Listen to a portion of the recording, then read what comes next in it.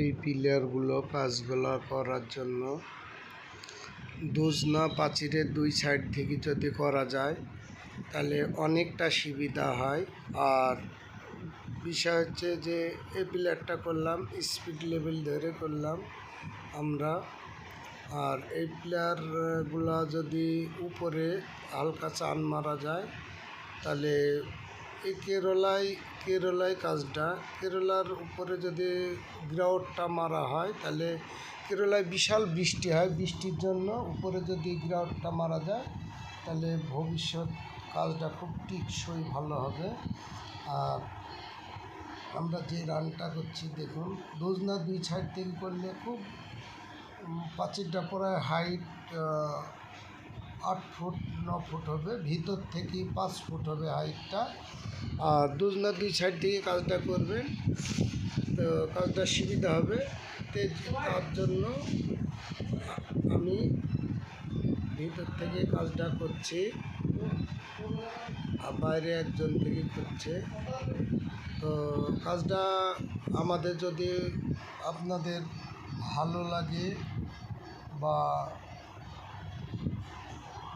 লাগে তাহলে আপনারা একটা লাইক আবার একটা কমেন্ট করবেন। আমরা আজকে 14টা মতন প্লেয়ারের মাথা করেছি, দুজন মিলে 14টা প্লেয়ারের মাথা করেছি, বাকি অন্য কাজও করা হয়েছে।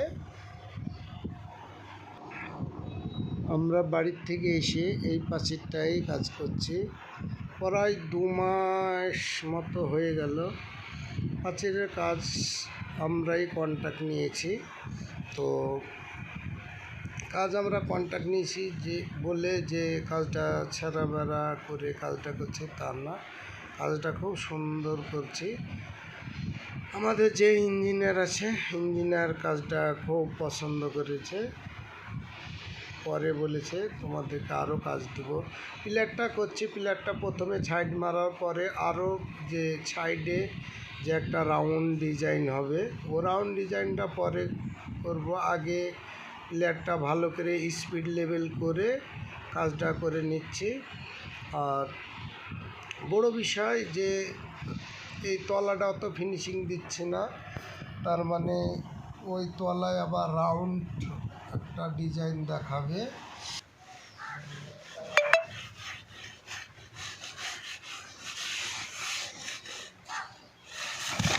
কি গো ভাব পড়ে যাচ্ছ না, ঘুমাইছ নাকি?